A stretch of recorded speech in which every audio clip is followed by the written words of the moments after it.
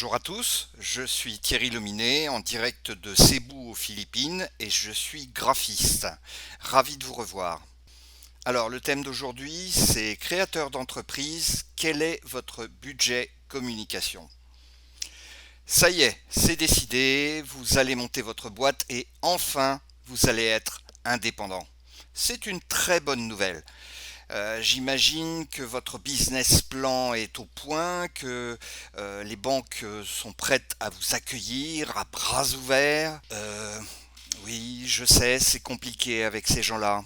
Que vos produits ou services sont hyper intéressants et que vous allez conquérir le monde.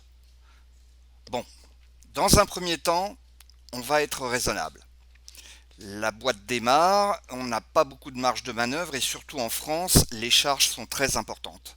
On a la tête dans le guidon, il faut produire, il faut vendre, il faut s'occuper de la comptabilité, il faut investir dans le matériel, dans les locaux, dans le transport.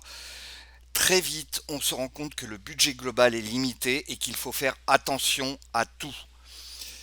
On va commencer par ne pas se payer, négocier les délais de paiement, limiter les déplacements et tant d'autres choses. Pourtant, il y a un budget à prévoir qui est capital pour la survie et l'expansion de votre entreprise, la communication. Très souvent, c'est un domaine que l'on place au second plan parce qu'on pense qu'on va investir dans ce domaine plus tard quand on aura dégagé un peu de trésorerie. Grave erreur! Si un cuisinier reste dans sa cuisine, comment savoir que c'est lui qui prépare le meilleur plat du monde?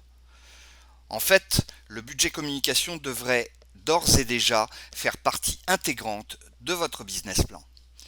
Il est l'un des premiers postes sur lequel va reposer l'avenir de votre entreprise. Alors, c'est quoi un budget communication? Commençons par le commencement en énumérant le contenu de ce budget.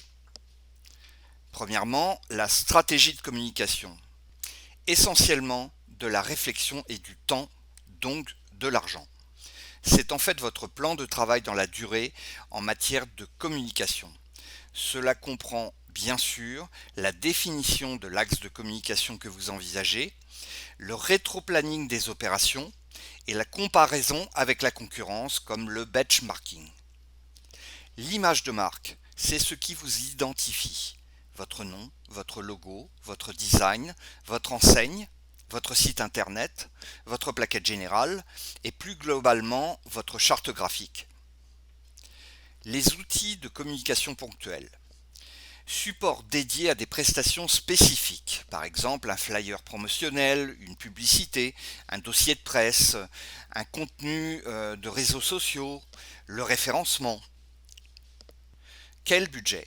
En général, le budget consacré à la communication d'une entreprise se situe entre 5 et 10% de son chiffre d'affaires. Tout dépend si vous êtes en B2B, vous produisez pour des entreprises, ou en B2C, vous produisez pour des particuliers. En B2C, le budget communication doit être bien plus important et peut parfois aller jusqu'à 50% du CA. En tout cas, au début de votre activité, prévoyez un minimum de 10% de votre CA, car sans un gros moteur, la fusée ne décolle pas. Évitez aussi une communication bricolée ou mal maîtrisée. Un copain qui dessine bien pour pas cher, ou une secrétaire qui met en page votre plaquette institutionnelle pour faire des économies de bout de chandelle, qui finalement risquent de coûter plus cher qu'elle ne rapporte. On commence par quoi? Je dirais que l'image de marque est le point de départ. C'est l'image que vous montrez à votre public durant les années à venir. C'est donc très important et ça demande une longue réflexion avant de se lancer. C'est pourquoi l'appui d'un professionnel dans ce domaine est très important. Pour commencer, la marque, le logotype et la carte de visite sont les outils de base indispensables. Pour le reste, il faut le ventiler au cours de l'exercice en fonction des objectifs de l'entreprise et des actions de communication qui sont prévues. Il ne faut pas non plus mettre tous ses œufs dans le même panier. Un projet de communication qui ne fonctionne pas correctement pourra donner lieu à une réorientation de cette communication dans d'autres secteurs. Le budget doit pouvoir s'adapter à la situation. Est-ce que ça vaut le coup?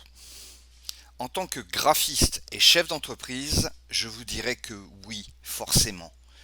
Maintenant, vous ferez votre idée par vous-même en mesurant les retours, tant en notoriété qu'en acquisition de nouveaux clients.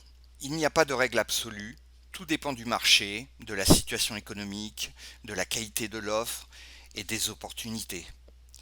Certains budgets rapportent plus que d'autres, mais si vous ne faites rien, c'est certain, ça ne vous rapportera rien.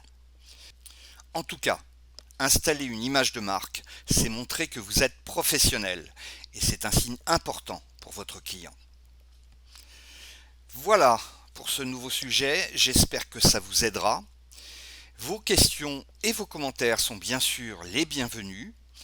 Donc bonne chance pour votre nouvelle entreprise et à très bientôt pour une nouvelle vidéo. Au revoir.